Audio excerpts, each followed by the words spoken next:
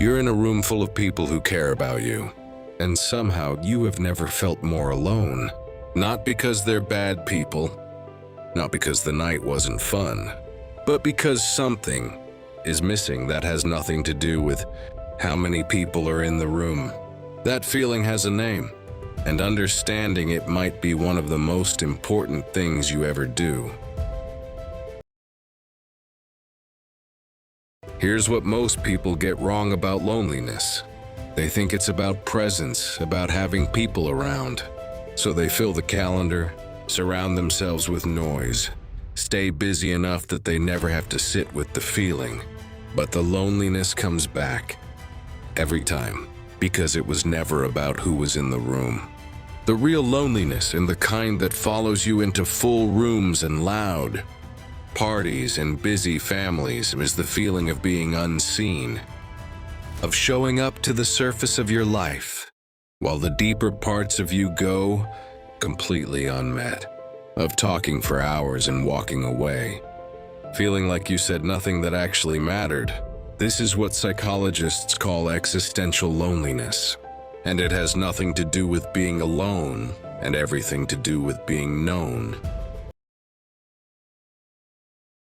So why does this happen? 2 reasons, and both are things you can work with. First, depth of connection.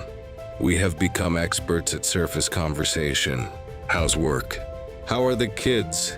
We skim the surface of each other's lives and wonder why we feel like strangers.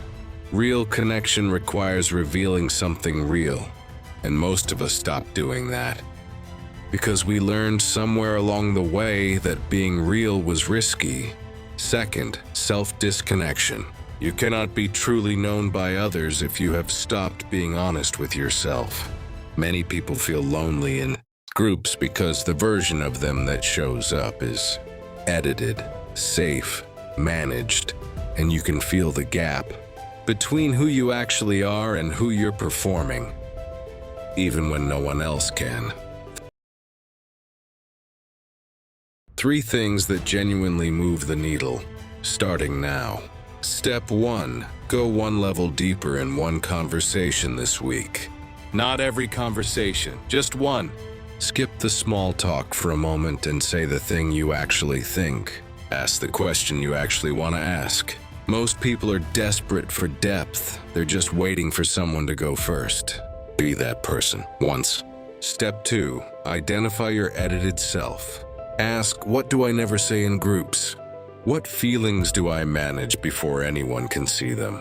What version of me shows up socially, and how far is that from the real one? The gap between those two is exactly the size of the loneliness you feel. Closing it starts with naming it honestly. Step 3, choose depth over frequency.